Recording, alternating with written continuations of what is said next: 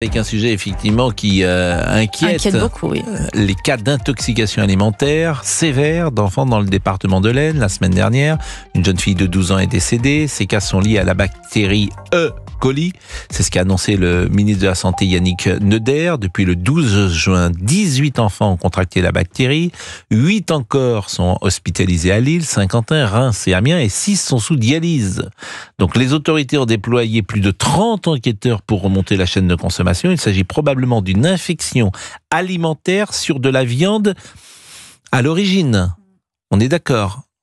C'est ce qu'on sait aujourd'hui. Alors maintenant, il faut remonter les boucheries, l'approvisionnement, quel abattoir. Est-ce que les contrôles vétérinaires ont été faits ? J'y reviendrai, parce que c'est un germe, l'Escherichia coli, qui est normalement banal, qui fait partie de notre flore intestinale, ce qu'on appelle le microbiote. Vous avez de l'Escherichia coli, mais vous avez un Escherichia coli extrêmement dangereux qui s'appelle l'Escherichia coli entéro-hémorragique et qui peut entraîner ce qu'on appelle le SHU, syndrome hémolytique et urémique. C'est-à-dire que ça peut entraîner des destructions de globules rouges, donc des anémies, et des problèmes rénaux extrêmement graves, si vous voulez, qui peuvent entraîner la mort. Et c'est ce qui semble s'être passé, les intoxications. Alors, dans la plupart des cas, ça peut rentrer dans l'ordre d'une manière en quelques jours. Donc, dans certains cas, si vous avez effectivement un syndrome hémorragique, hémolytique et urémique, ça peut être très grave et ça peut entraîner la mort. Alors, combien de boucheries ont été fermées ? Est-ce qu'on sait le nombre de boucheries ? C'est-à-dire que la plupart, c'est à Saint-Quentin que ça s'est passé en particulier. Il semblerait que 5 boucheries, on est en train d'étudier, qui ont été fermées, et on va regarder toute la chaîne, si vous voulez, d'approvisionnement de ces boucheries. Pourquoi la viande en particulier ? On sait que ce germe dangereux, Escherichia coli entéro-hémorragique, il est dans l'intestin des bovins. Vous voyez, il est déjà dans l'intestin des bovins. Donc, il peut être transmis directement dans la viande. C'est pour ça qu'il y a des contrôles vétérinaires avant de délivrer une viande qui est considérée comme saine. Alors, est-ce qu'il y a eu de rupture, si vous voulez, du contrôle vétérinaire qui fait que des viandes ont été avariées ? C'est la raison pour laquelle on demande sur la viande rouge aux enfants de moins de 5 ans de bien faire cuire la viande, en particulier la viande hachée, parce que souvent la viande hachée, si vous voulez vous l'acheter, il faut la consommer très rapidement. Donc le steak tartare, peut être effectivement dangereux si la viande est un petit peu avariée. Donc c'est important de bien faire cuire les choses. On peut l'avoir aussi dans des fromages au lait cru, le lait, donc vous voyez, ça vient aussi des bovins, où vous pouvez avoir une contamination par ce E. coli entéro-hémorragique qui est effectivement extrêmement dangereux. On a parlé d'un cas mortel, avec une et d'autres enfants qui sont à l'hôpital. Et ça veut dire que ça nécessite des perfusions sanguines, une grosse anémie, et parfois même de la dialyse rénale, parce que vous avez un non-fonctionnement du rein. Et donc ça peut effectivement entraîner la mort. Alors il faut savoir, et je le dis pour les auditeurs, que les traitements antibiotiques ne sont pas efficaces. Ils ne sont pas efficaces pourquoi ? Parce que le problème de cette bactérie E. coli, comme vous dites, c'est qu'elle va libérer une toxine. C'est la toxine qu'on appelle les Shiga-toxines qui va entraîner les troubles, si vous voulez, intestinaux. Et si vous tuez la bactérie, elle va quand même libérer les toxines. Donc il faut être extrêmement prudent. Il n'y a qu'un seul antibiotique qui semblerait ne pas transmettre, ne pas faire éclater les bactéries et libérer les toxines, qui est l'azithromycine, enfin peu importe. Ça veut dire que le traitement, il va être un traitement symptomatique. On va traiter, s'il y a une forte diarrhée, on va traiter la fièvre, perfusion s'il y a une anémie, perfusion sanguine, et puis également une dialyse au niveau rénal s'il y a un syndrome urémique.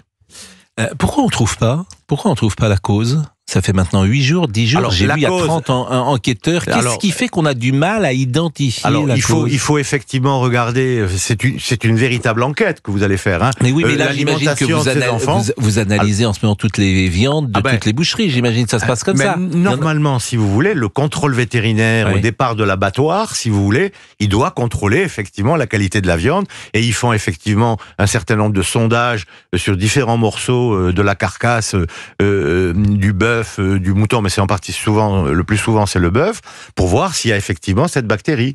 Et on peut effectivement enlever cette bactérie si on la trouve au niveau de la viande, désinfecter entre guillemets la viande. Donc il y a une enquête. Mais alors, C'est la viande, c'est aussi le fromage. Hein. C'est le fromage, les fromages au lait cru. C'est effectivement les aliments en supermarché, parce que j'ai vu qu'il y avait peut-être des cas dans des supermarchés où vous avez des lasagnes avec de la viande hachée qui a pu être contaminée. Donc c'est vraiment, il est très important ce travail. Il y a eu il y a quelques années une intoxication alimentaire avec cette bactérie sur des pizzas, rappelez-vous. Buitoni, l'affaire Buitoni. C'était la même bactérie. C'était l'Escherichia coli. Dans les pâtes, et souvent les toxi-infections alimentaires graves, c'est ce fameux germe. Il y en a d'autres, mais l'Escherichia coli, c'est le plus souvent le germe responsable. Et c'est à cause de l'insalubrité de l'usine des pizzas, d'ailleurs. Ah oui, tout à fait, ça a été fermé. Ouais. Alors, l'augmentation progressive du nombre de contaminations a évidemment créé l'inquiétude à Saint-Quentin, où d'abord 2, puis 4 boucheries ont été fermées par précaution par les autorités, suivies par les rayons boucherie de 2 supermarchés. Donc là, on est tous azimuts, c'est toute boucherie. Mais vous voyez que c'est localisé. Oui. Ça veut dire qu'il faut aller rechercher dans quel abattoir ont été tués ces animaux qui ont été livrés à Intermarché ou chez les boucheries, et voir si les contrôles vétérinaires ont été faits. Normalement, ils entretiennent des fichiers pour dire tel jour, tel animal a été contrôlé, c'était absent, ceci ou présent. Donc il y a eu quelque part une rupture du contrôle alimentaire par les vétérinaires. C'est toute la filière et notamment l'approvisionnement de ces boucheries qui est également à l'étude. Lorsque vous dites que cette bactérie, si j'ai bien compris, elle est dans un animal. Elle est dans un animal, mais vous ne tuez pas un seul animal. Si le contrôle n'a pas été fait sur une série d'animaux à un moment T, si vous voulez, vous pouvez l'avoir sur différents animaux. Si c'est dans le supermarché, si c'est dans 3 ou 4, 5 boucheries, ça peut être plusieurs animaux. Plusieurs animaux ? Ça peut être plusieurs animaux, oui. Il faut remonter effectivement la filière. Où se sont approvisionnés ces bouchers, où se sont approvisionnés les supermarchés ou les produits alimentaires contaminés. Et c'est une enquête, c'est vraiment une enquête. Elle est importante cette enquête. On va écouter Yannick Neuder. Il n'y a rien à faire pour cette bactérie, on peut pas. Non, mais cette bactérie, je vous ai dit, à part la zithromycine... Elle est présente toujours. Il y a 2 types. L'Escherichia coli est un germe banal. Nous sommes d'accord. C'est un germe banal que vous avez vous, que j'ai moi, que nous avons tous dans le microbiote intestinal, dans la flore intestinale. Et vous avez une souche de cette bactérie qui s'appelle l'Escherichia coli entéro-hémorragique, qui lui, effectivement, est extrêmement toxique, va entraîner de la fièvre. J'entends bien, mais ça, on peut rien faire. Cette bactérie, elle existe, elle est là. Cette bactérie, elle existe, comme il y a des virus qui existent, vous le savez bien, comme il y a d'autres bactéries, des streptocoques, des staphylocoques. On ne sait pas comment elle arrive, on ne sait pas pourquoi elle est là. Je le répète, on la trouve dans l'intestin des bovins. Oui. Elle est présente. Vous l'avez dans les selles des bovins. Et les selles, vous pouvez vous contaminer en touchant l'eau sale, le lait cru également, tout ça. Donc, prudence. Mais l'hygiène joue un rôle important. Yannick Neuder, ministre de la Santé, écoutez ce qu'il a dit, c'est pas une épidémie. C'est 18 enfants pour l'instant qui ont contracté une bactérie qui s'appelle un Escherichia coli. Donc il ne s'agit pas d'une épidémie, il ne s'agit pas d'un virus, c'est vraiment une bactérie qui provoque des diarrhées sanglantes. Donc il faut consulter si il y a ces symptômes. Et puis parfois, dans un certain nombre de cas, il y a des complications qui sont d'ordre neurologique et rénal. C'est pour ça qu'à l'heure où je vous parle, 6 enfants sont encore en dialyse au centre hospitalier, au CHU d'Amiens, de Lille et de Reims. Et on vient de rencontrer un des enfants qui est ici hospitalisé à Saint-Quentin. Robert Sebag est avec nous, il est 12h21. Vous êtes sur Europe 1 ce matin. On va le remercier, il est infectiologue. Je vais quand même en profiter de votre présence ici pour vous poser 2 ou 3 autres questions sur l'actualité médicale. J'ai vu qu'il y avait un nouveau traitement pour le sida. J'ai vu ça dans le Figaro. L'autre jour, il y a souvent des papiers très intéressants en médecine dans le Figaro. Et j'ai vu qu'il y aurait... Donc vous avez aujourd'hui ce qu'on appelle des formes injectables qui permettent effectivement d'avoir une couverture comme les médicaments que vous prenez par voie orale pendant 2 mois. Et donc tous les 2 mois, vous faites une injection tous les 2 mois et vous êtes effectivement protégé. Ça, c'est pour les personnes qui sont déjà séropositifs et qui ont contracté la maladie. Il y a un nouveau produit qui s'appelle le Lenacapavir, si ma mémoire est bonne, qui lui va permettre, c'est pas un vaccin, qui va protéger pendant au moins 6 mois. Et ça veut dire sur des populations africaines, même non contaminées, comme si vous les vacciniez, vous leur faites une injection. Dans les pays du Sud, c'est extrêmement important. Une injection tous les 6 mois et vous avez une couverture. Alors ce produit, il est enregistré aux États-Unis, il ne l'est pas encore en France. Apparemment, il va coûter très cher, mais je crois qu'il y a des accords pour en faire bénéficier les pays. Alors, c'est pas une guérison, hein, je répète. C'est pas vous n'allez pas éliminer complètement le virus, mais vous allez le traiter. Effectivement, au lieu de prendre des médicaments tous les jours, vous allez avoir une injection tous les 2 mois. Qui va être faite. Alors ça, c'est déjà en France. Et également ce qu'on appelle la PrEP, vous savez, pour les gens alors ça, c'est utilisé depuis de nombreuses années déjà. Oui, mais c'était par voie orale. Et là, vous allez avoir une PrEP, effectivement, par voie injectable. Les gens n'ont plus à prendre en disant, tiens, je vais avoir une soirée, ceci, cela, je prends vite mes médicaments 48 heures avant et 3 jours après. Là, vous allez faire une injection, ils sont couverts pendant 2 mois et ils peuvent avoir effectivement...